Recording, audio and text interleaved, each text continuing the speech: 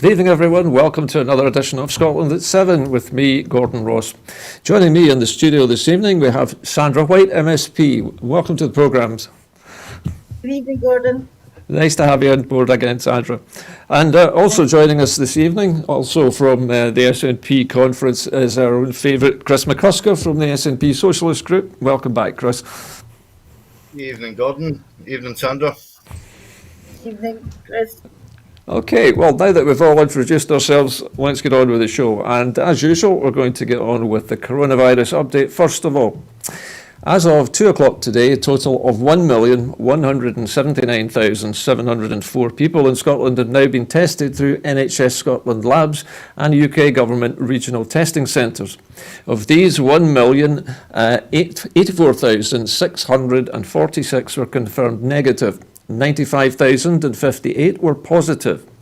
There are now 369 new confirmed cases of COVID-19, although this number is lower than expected due to a data processing issue. There are 3 new reported deaths of people who have tested positive today. This, of course, will be an underestimate of the number of cases. Not everyone with the virus will display symptoms, and not all those with symptoms will be tested. Of the people who have tested positive, 1,041 were in hospital last night, 75 of whom were in intensive care. The number of patients in Scotland who have died through complications caused by coronavirus COVID-19 infections now stands at 3,725. This number only includes those who have died in hospital having received a positive test for the virus. The latest UK daily figures published today show that 58,448 patients who tested positive for COVID-19 have sadly died from their illness, an increase of 205 since yesterday. This number refers to deaths in all settings and not just hospitals. Now, if you'd like to join the conversation here this evening, you can do so on Twitter by following us at Broadcast Scot and using the hashtag Scotland@7. And now to the main news this evening, the SNP conference and the First Minister's speech. Health and care workers in Scotland are to be given a £500 payment as a thank you for their work during the pandemic, Nicola Sturgeon has said. The SNP leader announced the one-off payment to thank NHS and care staff for their extraordinary service in 2020. It will be paid to all full-time NHS and adult social care staff, with a proportional share for part-time staff. The First Minister also announced that £100 grants will be given to low-income families who may struggle over the winter. Ms Sturgeon said that these payments could be made before Christmas and would help households to pay their fuel bills and to make sure that children don't go hungry. Ms Sturgeon also used her speech to look ahead to May's Scottish parliamentary election, saying that she would seek the authority of the people of Scotland to hold a new independence referendum in the early part of the new Holyrood term. She denied that she should instead be focusing on the pandemic, saying independence is not a distraction from the task of post-COVID reconstruction. It is essential to getting that right.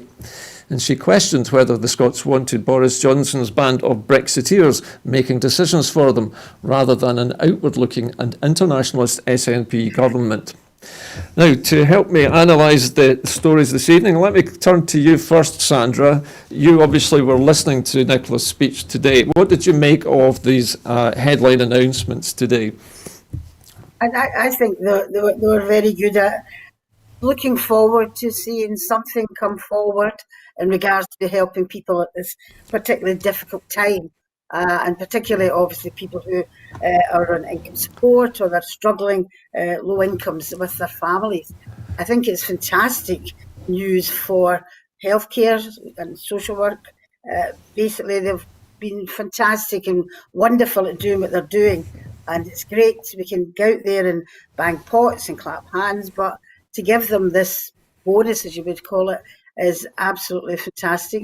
I thought her speech was good. It hit, for me, all the right buttons, particularly even, going forward to a new referendum as well. But the announcement that she made is what you're wanting in a country like Scotland, and it's why I long ago joined the SNP, because I really believe that we can do stuff to help people in Scotland here, particularly people who are vulnerable and are in need.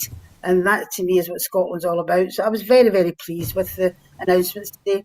Okay, Sandra, thank you for that.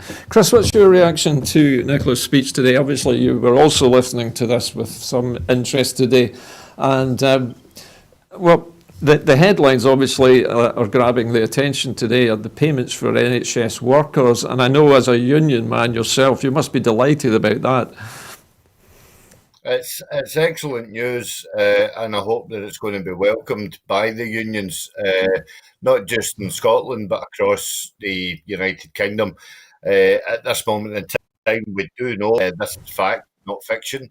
That NHS workers actually get paid proportionally higher in Scotland than their counterparts in England, and this further bonus just reinforces the gratefulness that the whole of Scotland, not just the First Minister, but the whole of Scotland pays towards the NHS staff, who are dealing in the most horrific conditions and on a daily basis, and it has to be lauded.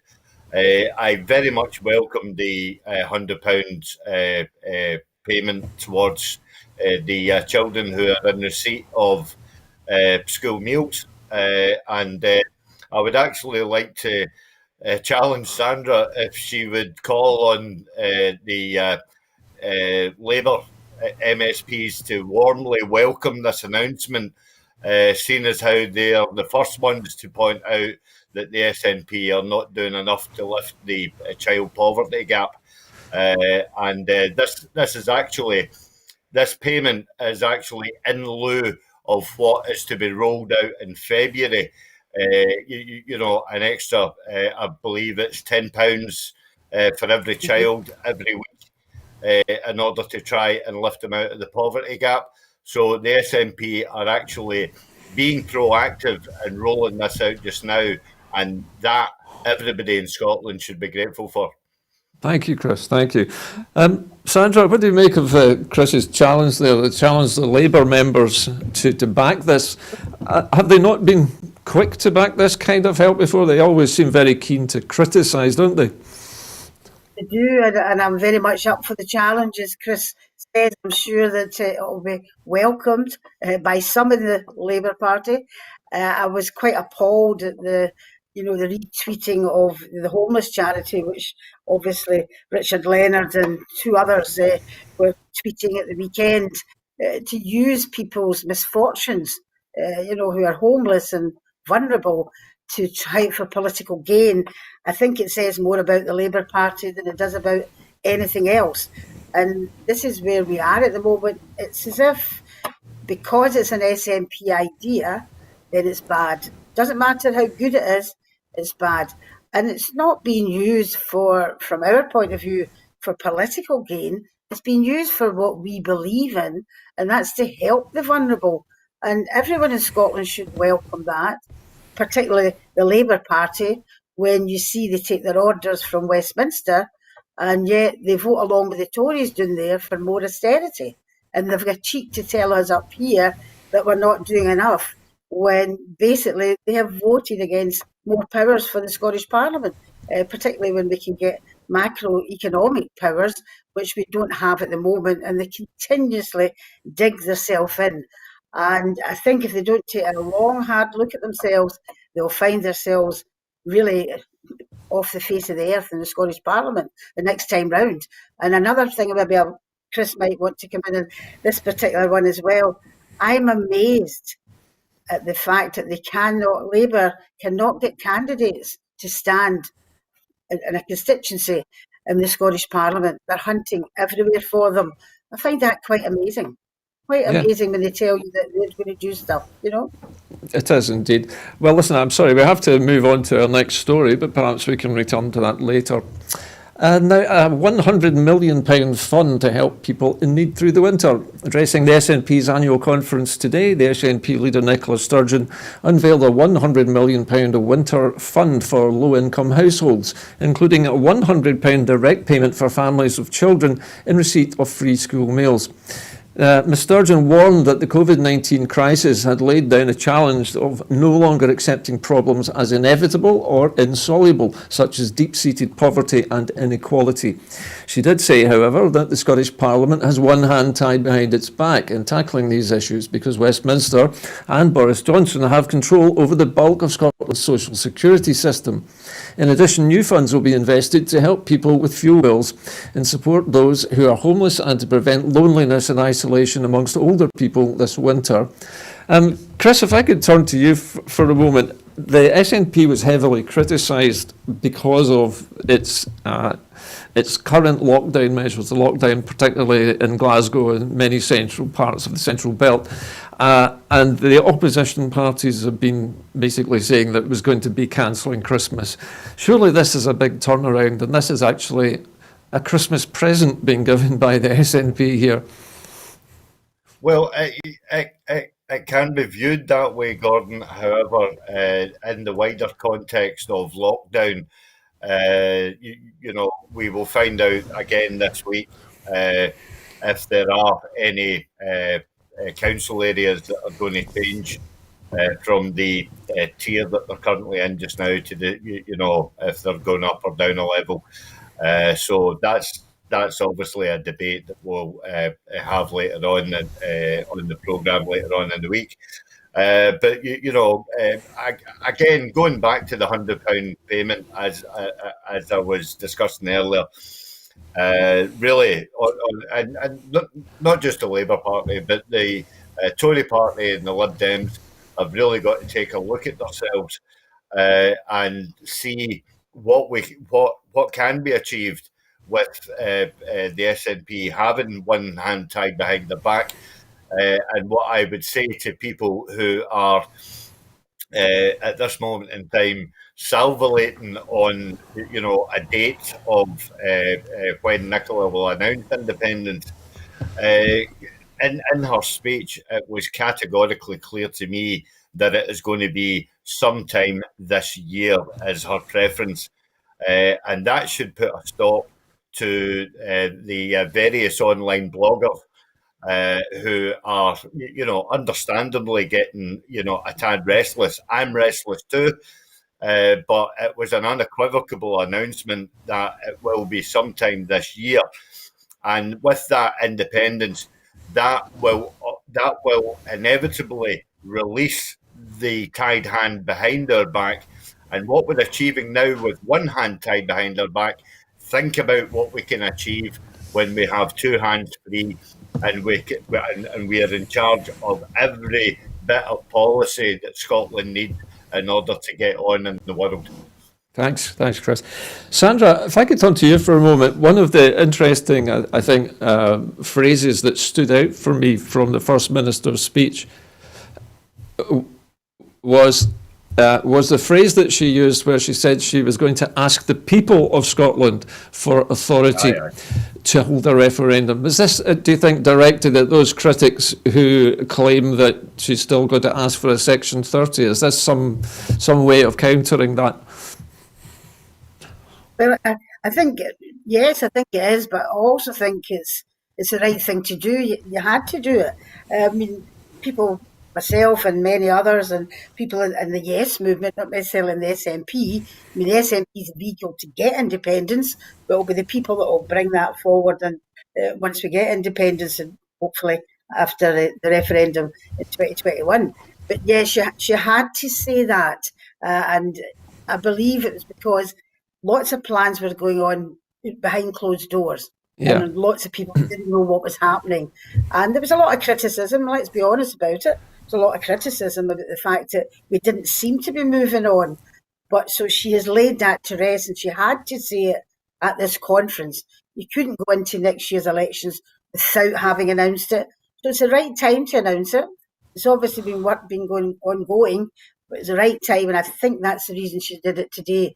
No point in doing it next year, and they would be accuse us of anything anyway, but they would accuse us of saying, oh, you've done it in February, March, just before an election to get votes. So it's a very right time to do it, very clever, and the right time to do it as well. And it gets rid of all these critics, particularly people in their own party and the wider Yes movement, who were genuinely concerned that perhaps we weren't going to get over that hurdle. But it's done now, and we're all looking forward to getting out there and campaigning.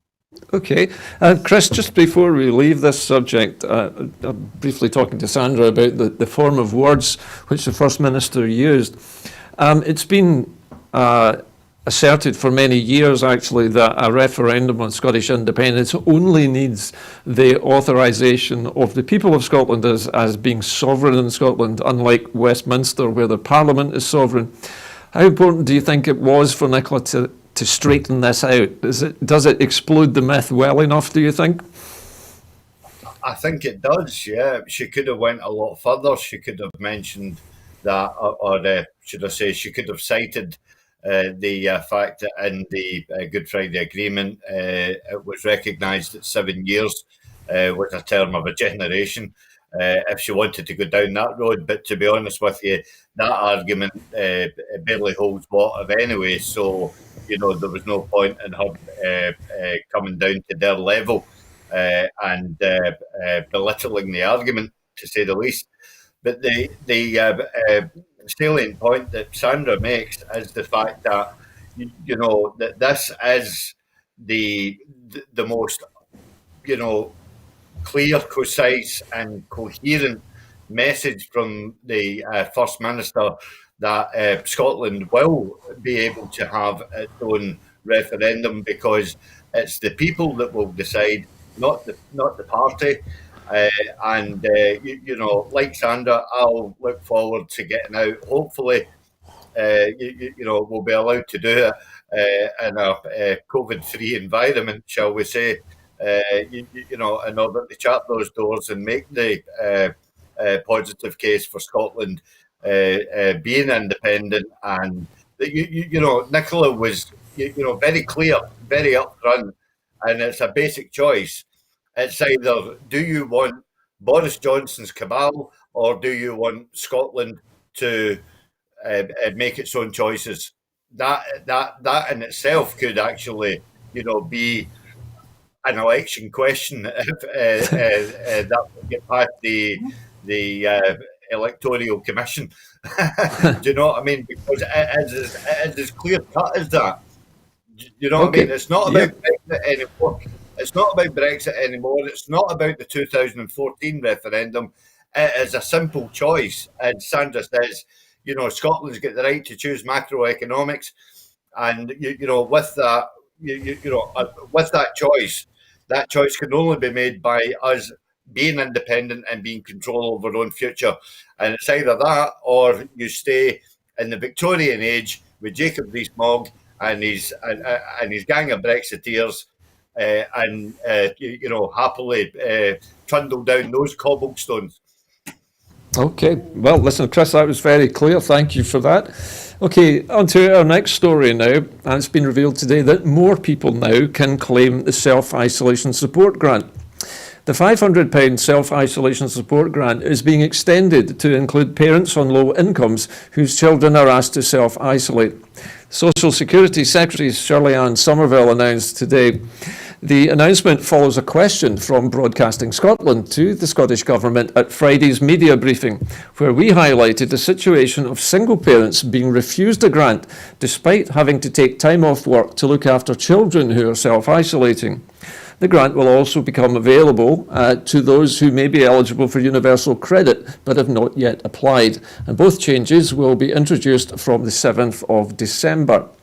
Now, Sandra, this is a very important change, isn't it? Because many parents of young children have been put in this situation where their children have been sent home to self-isolate, but the children themselves are too young to do that by themselves, and so the adult has to go home and self-isolate with them. And until Broadcasting Scotland asked this question, at that point they couldn't get this grant. How important is it, do you think, to particularly to young, perhaps single parents, to have this help when their children are being forced to self-isolate? Well, first of all, let me congratulate Broadcasting Scotland for pushing that. And I know that at the very beginning you had difficulty being able to be at these conferences, question and answers. And what a fantastic job you've done pushing that out. So congratulations. It just shows you what you do. Basically, what would I call it? It's a lifesaver for a lot of people. People are, obviously in some works they're not being allowed to stay off. They can't get furloughed, etc., etc. So it's a real lifesaver for them. A lot of single parents, and both sexes, but mostly women, it'll be an absolute bonus for them. And I don't mean bonus monetary wise. I mean a bonus that it'll ease the worry they would have if they had to get into work and leave a child at home, even a 12, 13-year-old. So that worry is off of them, the extra stress that they must feel at this moment in time with COVID and obviously not a lot of money anyway, usually low wage perhaps. I think it'll be absolutely fantastic for them.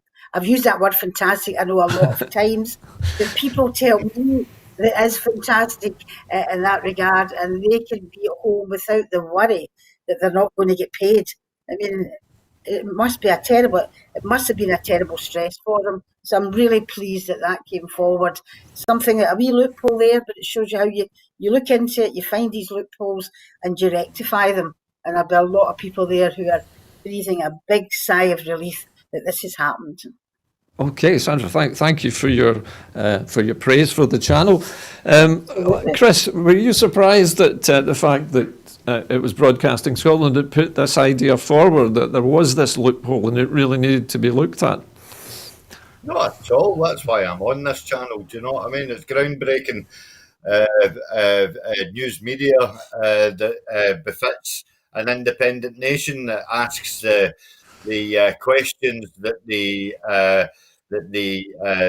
normal people in the street want to find out, and it's great that it has been asked. And I personally think that Broadcasting Scotland should be on every day. We're working on that. I'm actually talking about on Freeview and stuff like that as an alternative. And that will come, no doubt. But the actual question itself is an excellent one, because it allays an awful lot of fears, as Sandra points out. Personally, my partner is going to benefit greatly from this.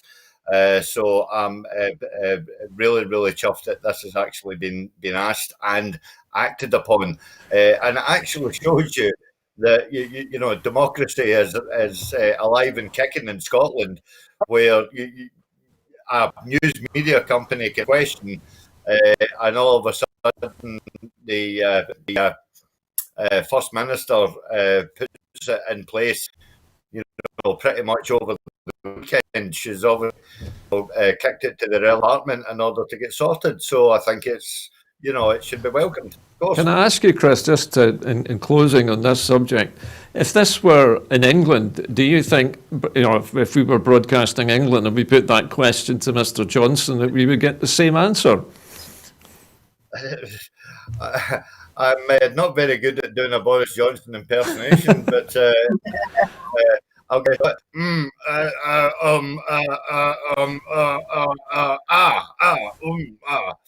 That's not bad, Chris.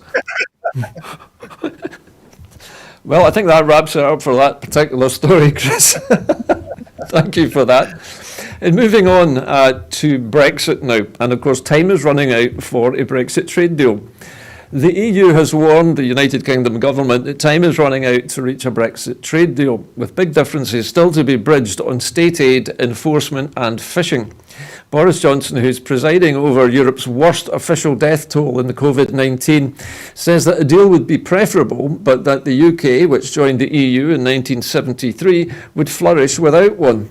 Talks in London over the weekend were quite difficult, and massive divergences remained in the most thorny elements of fisheries, economic fair play and settling disputes, an EU source said. We're running out of time here, Irish Foreign Minister Simon Coveney said. Echoing his remarks, the German Chancellor Angela Merkel said that some EU member states were losing patience. We hope that the negotiations will have a good end, she said. We don't need a deal at any price, and we've made this clear. A deal is in everyone's interests. Well, let me first come to you, Sandra. There's been much speculation on what kind of deal, or if there will be a deal that comes out the other end of this. But from the sound of things, it hasn't moved on a great deal in the last 3 weeks, has it? No, but absolutely has not. I want to put on my health committee hat here. I'm on the health committee, and we discuss procurement, trade deal, that type of thing at the health committee, particularly to do with foodstuffs, agriculture, fishing, and also the fact of medicines and that type of thing, particularly insulin. And some of the information we've been given is that although there's supposed to be not a hard border, but they are looking at border controls at Crane Ryan and that as Yeah. well. That hasn't started yet. Hasn't even started, and yet we're supposed to be out by the end of this year. So you're talking about a trade deal. We haven't, it's not going to come about, and it's going to be pretty horrific because whilst Northern Ireland is staying within the deals, or Northern Ireland staying within the EU to stop the hard border, the rest of us are going to be called. It's not going to be the UK. It's going to be called Britain. So you've got that messy situation as well, which hasn't been resolved, and they're talking about this trade deal, which it's never going to come about, and it's going to be an absolute disaster. We don't produce insulin in this country. We haven't even got a Yeah. deal yet to how we're going to get that over, and how are you going to store that? You can't store it for months and months. The whole thing is an absolute mess, and the amount of work that's went in from other legislators, obviously ourselves, Wales and Northern Ireland as well, trying to get this trade deal pushed forward so that we can work on stuff. It's never came about. So, I mean, it's not going to happen by the end when it's supposed to happen, and it's going to be an absolute disaster. Fair enough, Sandra. Chris, one of the things I wanted to touch on with this subject was that issue of the border being at Cairn Ryan for Northern Ireland. Boris Johnson has said, in fact, he's been quoted several times saying that Britain reserves the rights to disapply certain customs arrangements that would be necessary at the checkpoints on the island of Britain, if you want to characterise it that way. But surely if Boris Johnson wants to disapply the rules that the EU is applying in this trade deal, there can't be a trade deal. Well, I don't want to cause offence, but to be honest with you, he's talking through a hole in his backside. I was going to use another word, but look, take for example the situation in Spain at the moment, right? Now, Spain are putting pressure on the UK, to actually clarify a deal between their border and Gibraltar, Yeah. and they are no further forward in any such way, shape, or form. And you would think that that would be the most pressing border to be paying attention to. Now what we're seeing is the fact that the Tories are waking up to the realisation that they haven't done the preparatory work in order to put anything in place, because they can't put anything in place because nothing has been resolved yet. Was it not Theresa May that actually said, nothing is completed until everything's completed? Yeah, nothing is agreed till everything's agreed. Yeah, that's right. She did say that. Yeah. And, it's not all agreed. There are still issues, as you say, around fishing quotas. There's still issues around the transfer of goods in and out of the EU, in and out of the actual border down at Dover, which is the main landing port, obviously, of the imperialistic empire of Her Majesty Queen Elizabeth. And Scotland are not getting a say in any such way, shape, or form. It was highlighted again today in a resolution about free ports. These free ports are not going to benefit Scotland in any such way, shape, or form. It is an ill-informed policy dreamed up by the UK in order to appease the thick the uneducated and the apologetical Brexit voting public that actually thought this was a bloody good idea in the first place. Okay, well, listen, Chris, I'll let you have the last word on that subject while we move on to the COVID vaccine. Now, Moderna's COVID vaccine has proved 94% efficacy, according to final results. The final results from the trials of Moderna's vaccine against COVID-19 confirm that it has 94% efficacy, and nobody who was vaccinated with it developed severe disease, said the company, kickstarting the approval process with the regulators around the world. The US company is submitting the data to regulators in the United States, Europe and the UK for emergency license. It expects the Food and Drug Administration in the US to consider it at its meeting on the 17th of December, Moderna said. The UK has bought 7 million doses of the vaccine, 5 million on the day Moderna announced its interim results of 94.5% efficacy, and a further 2 million last week. But supplies of the vaccine to the UK are not expected until March. Moderna, based in Massachusetts, has received £2.48 billion in US federal funds and was a key part of the Trump administration's Operation Warp Speed. Sandra, let me come to you first of all for your comment on this. Now, we've heard a lot about the three vaccines that are currently being trialled. The Moderna one seems to have a remarkable efficacy level. I mean, it's almost, they're claiming actually that it's 100% effective in preventing the severest form of COVID-19. So it sounds like this is going to be great, but is March going to be soon enough, do you think, for the people of Scotland? Well, it sounds great, and I always think to myself sometimes it sounds too good, and I don't want to dismiss it at all, but I think it sounds a bit too good, so I'd like a wee bit more information on that in that regard. But when you come on to talk about March, we've just finished speaking about a trade deal. Now, at the moment, we don't have a trade deal, and even if it's going to come on to March, is it likely that we're even going to get it? Because if you're importing it in here, is there going to be tax on it, etc., etc.? March isn't soon enough. We have said that we should have a vaccine ready by Christmas. That we're talking about. Yeah. And I watched, and so I'm thinking, well, where has this vaccine disappeared to? But I watched a bit of Boris Johnson bumbling about in a lab. God, the poor souls that were in the lab, none of them had any face coverings on at all, and he was peering down at this test tube and apparently trying to talk about this great cure that they've got. But when you actually get in between his ums and ahs, as Chris was great at impersonating him there was absolutely nothing said which would make you feel confident that we had, this vaccine. Because some of the words he said was, we hope that it's we think it's going to be ready. And this is one that's been obviously done here in the UK. So I would, I'm very cynical, might you call it that we will even have a vaccine ready for March, never mind Christmas. And then obviously I don't know how the trade is going to be. I'm under the impression we should have one by Christmas, but somebody's going to have to come out and say, well, actually, we're not going to have one by Christmas, because they've already said that there's definitely going to be one ready, and I don't think we can wait till March, to be honest. Okay, over to you, Chris.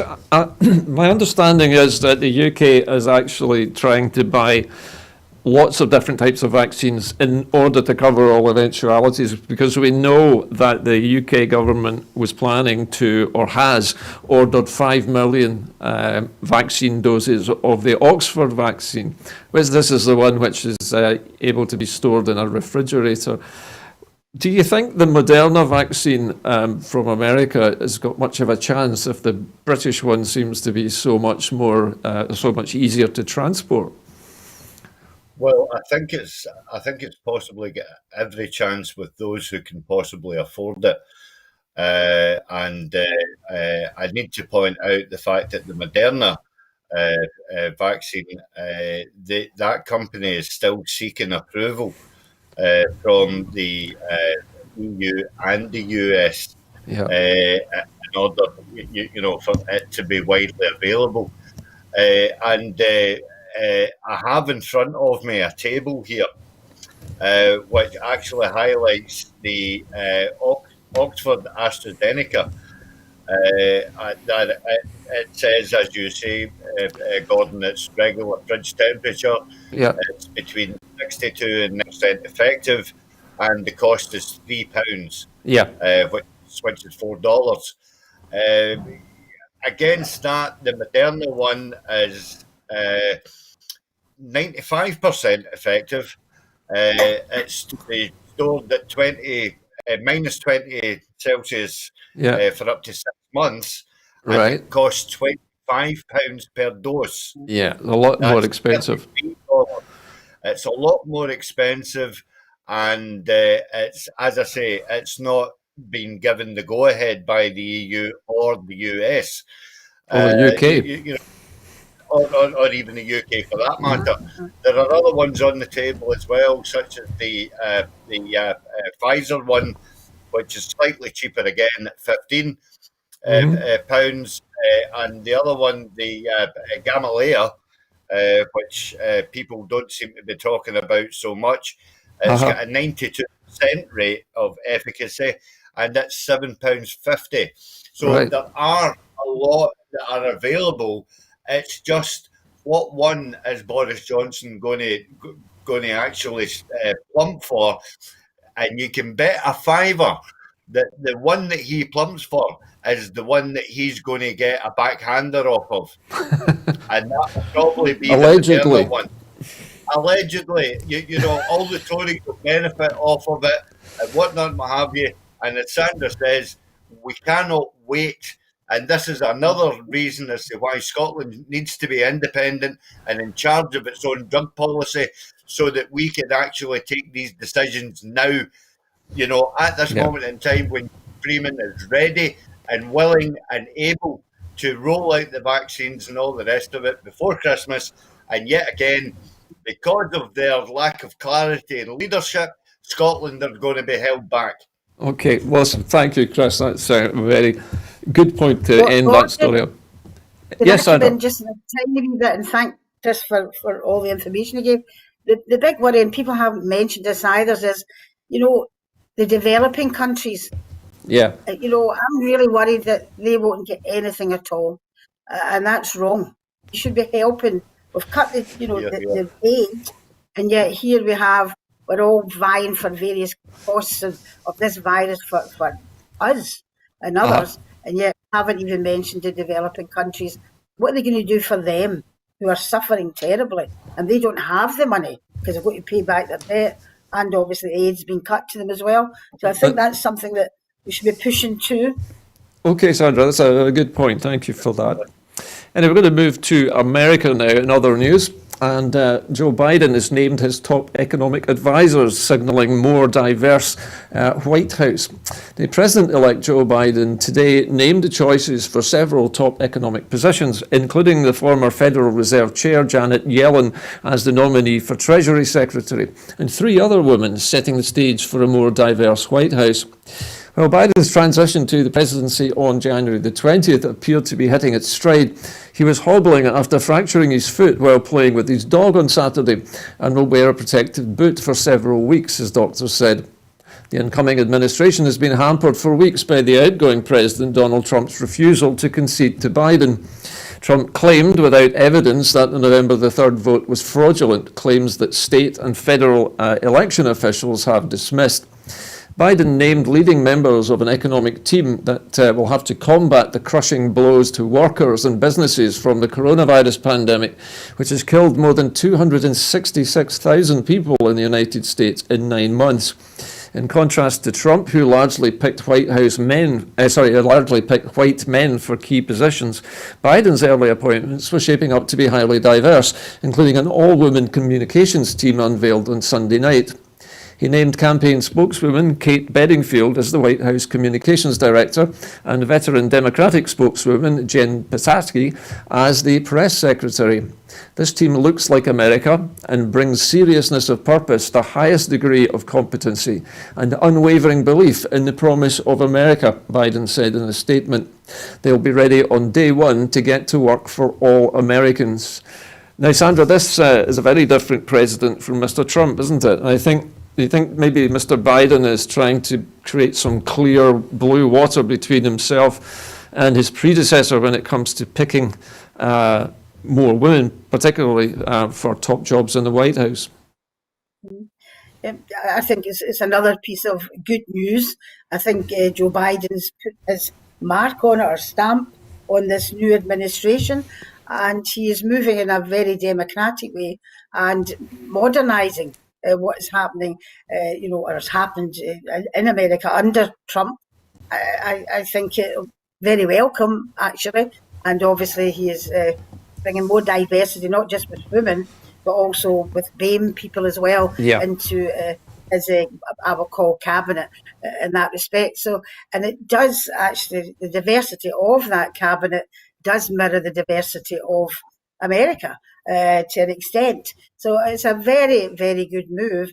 And I would hope that as we've saw more of the world, Brazil and various other areas, even Australia, moving more in a right-wing way, Biden is changing that round now and moving in a much more liberal and democratic way.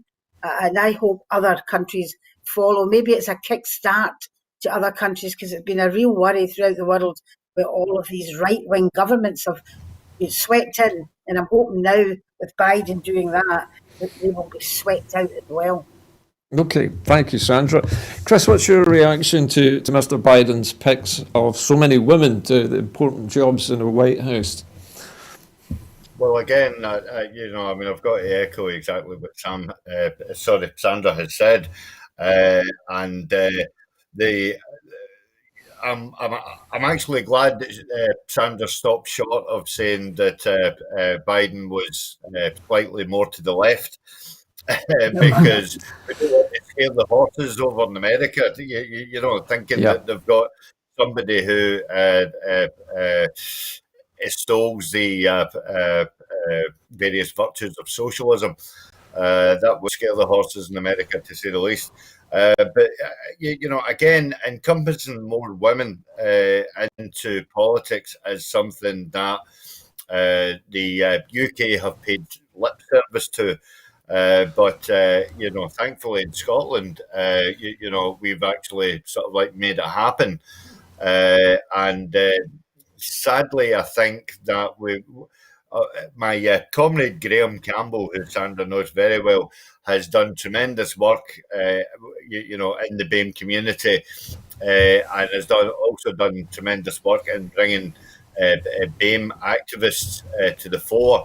And actually getting them to run for various positions within our party, and that is to be, welcomed as well. But sadly, some of the more talented ones, and I'm not saying that they're not all talented, but some of them, sadly didn't get picked. But again, that just shows once again that we've got a healthy democracy. Where the electorate have got the right to choose.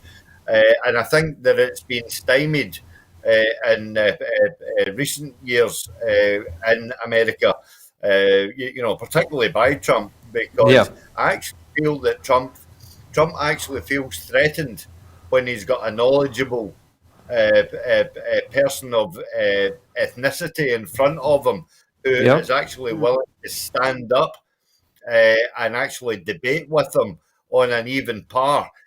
I think he actually gets frightened about that because, bullies don't like to get shown up.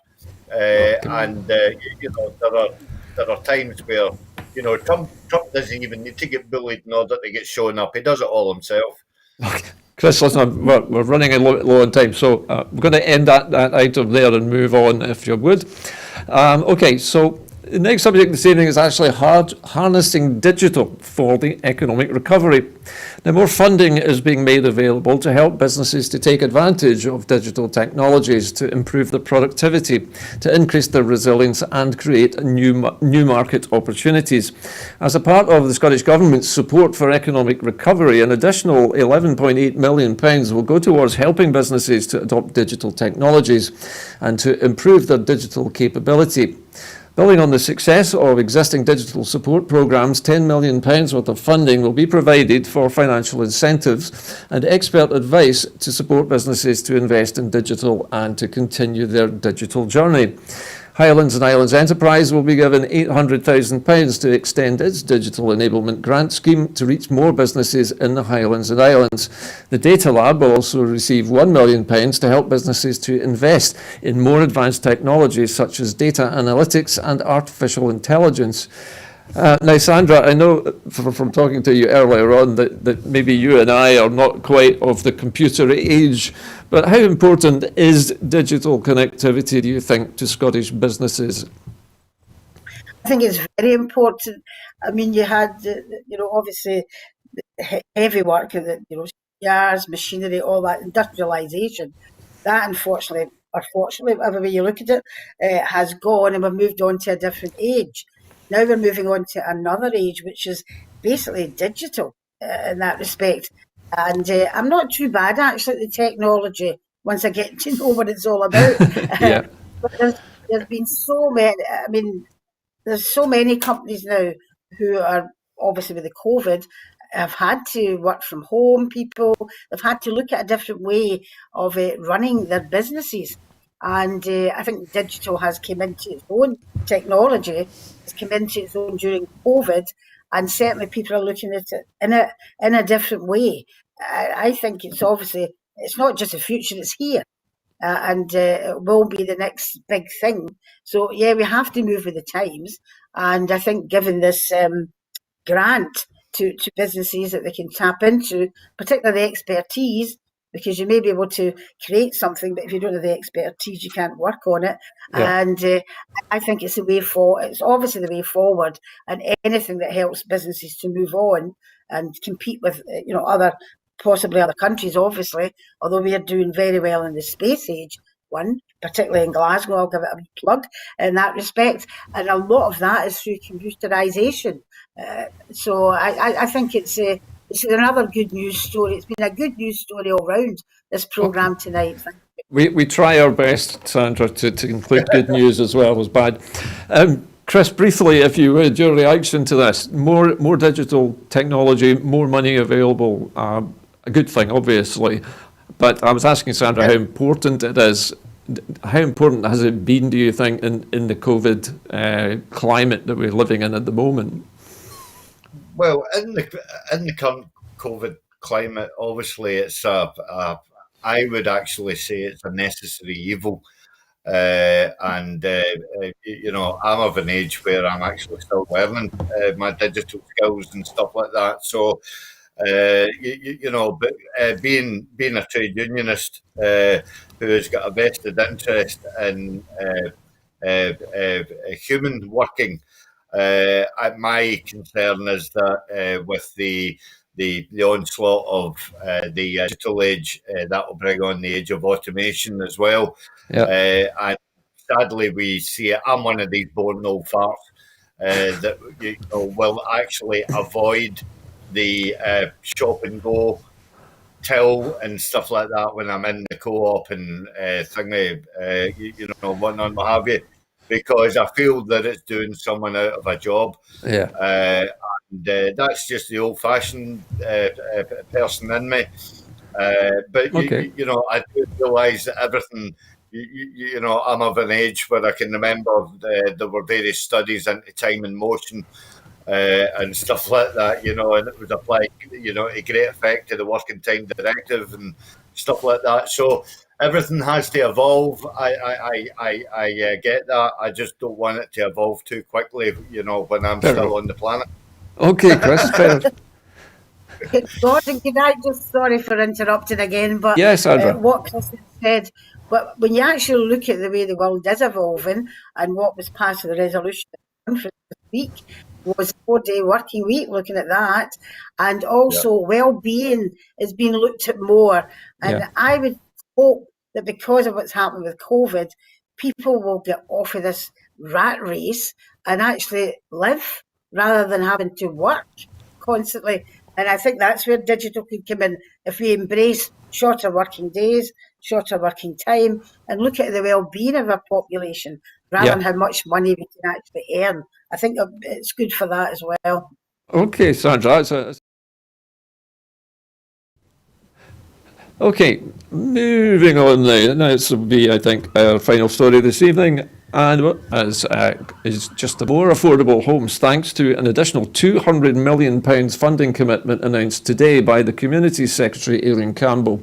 Ahead of the Scottish Budget for January, the interim funding available for the Affordable Housing Supply Programme in 2021-22 has been increased from £300 million to £500 million. And this will help to provide funding certainty for local authorities, housing associations and the construction sector as they look to recover from the impact of the coronavirus pandemic.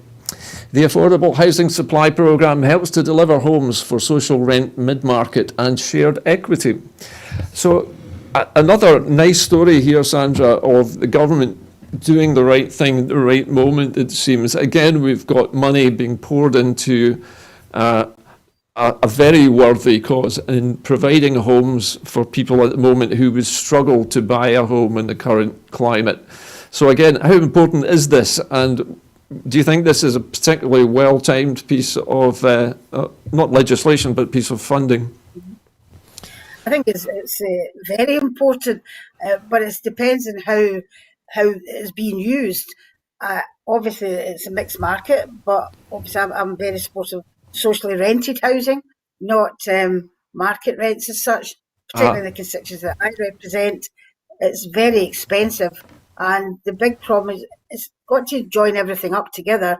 You've got to look at the local plans for the local government, and you've got to look at how much it's going to cost councils and housing associations to buy land to build these houses on.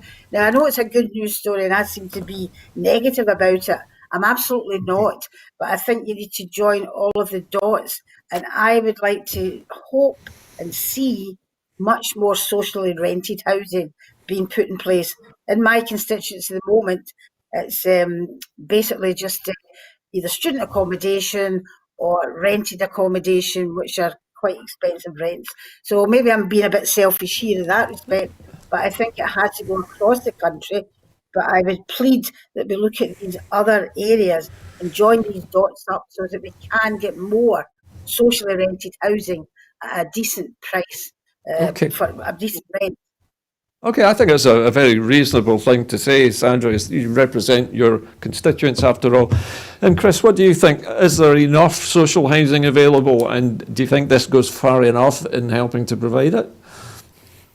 Well, I don't think that we can ever say that there's enough social housing available at this moment in time. And again, we have to pay tribute to the Scottish Government, the SNP-led Scottish Government, who actually brought in the caveat that for every private building investment, it had to encompass a percentage of buildings that were available for social rent. Now, I am a beneficiary of that. I think I've said before on the programme, I was 9 months homeless before I got this house. And it was only due to that policy that I actually got this house and being in the right place at the right time.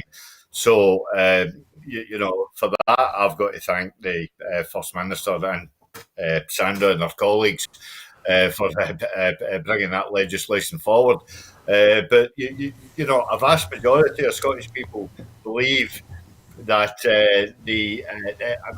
actually 9 out of 10 Scottish people believe that the citizens have got a right to a decent home. In a recent survey done by Inside Housing, should I say, and of 1,023 Scottish adults surveyed, 89% said that the government should guarantee decent housing to all.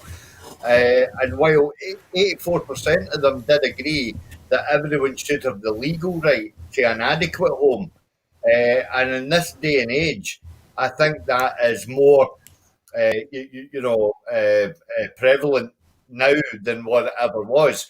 Earlier on in the programme, Sandra highlighted the crass misuse of a photograph under the Helaman's umbrella that was used to score a political point for Richard Leonard, which sadly, as my ex-political officer, not that I think that he would watch a culture programme such as this, but Richard, that was very, very beneath you, mate. Very, very beneath you and very beneath your political status. Okay. But, we have to highlight the fact that there are people on the street that could benefit from the housing. And not even that. With the housing comes other services that Sandra could attest to that are available from the council, such as advocacy, such as social support, access to benefits, because you have actually a fixed abode. Yeah. It's a numerous amount, it's a plethora amount of good that come through this actual policy being enacted, and we can only welcome it. So, okay, thank you, Chris. Well, moving to our final story this evening, I think, and this is the flu vaccine I mentioned earlier on, and the second phase of the flu vaccine is being rolled out. People between the ages of 60 and 64 will be invited to receive seasonal flu vaccine from December the 1st as part of the largest flu immunisation programme ever delivered in Scotland. The most effective way to protect against flu this winter is continuing to prioritise those who are most at risk, especially in light of the coronavirus COVID-19 pandemic. With vaccination for the first phase of the flu programme well underway, eligibility is being extended next to those aged 60 to 64. Those entitled to the flu vaccine will receive an invitation letter by post from their health board, letting them know where they can receive the vaccine and how to book an appointment. So very briefly, Sandra, we got a huge anti-flu vaccination programme going on. Why is it important now, Sandra, for this vaccination programme to be so fast and so all-encompassing? Well, obviously it's to do with COVID as well. The hospitals, you gave the figures at the introduction of the programme. The hospitals are not full, but they're getting there, unfortunately. If we had a huge influx of people suffering from seasonal flus, you might say, in the winter, it would absolutely overwhelm the hospitals and the NHS and the staff. That's one thing. But with coronavirus going about, if you happen to get the flu, you're most susceptible to catching anything else as well. So it's a double protection. It's protecting the public and it's protecting our NHS services. Thank you, Sandra, for your brevity. Chris, hopefully you can be equally brief in your reaction to this news. I actually can't be as brief as that. I mean, Sandra's got far more experience than I have given short and concise answers. So I'll just basically echo exactly what Sandra has said, and again, what Sandra said earlier on in the programme, it's another good news story, so I think we should welcome it, definitely. Okay, well listen, thank you both very much. Come to the end of the show, but just before I leave you, you may know that Broadcasting Scotland is running a crowdfunder at the moment, and we're looking to raise enough money to hire more staff and to produce more programmes. And there's a short video just to queue up for you to see just now.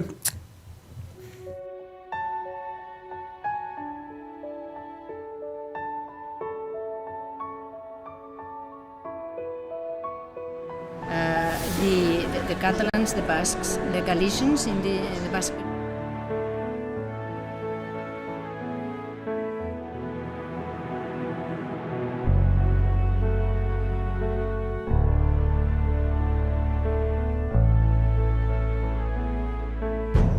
An independent future for Scotland.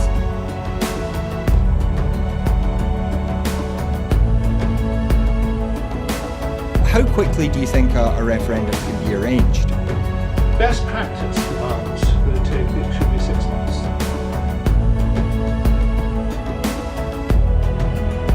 Just looking at the overall share numbers for Scotland at the moment, the SNP 46.4%.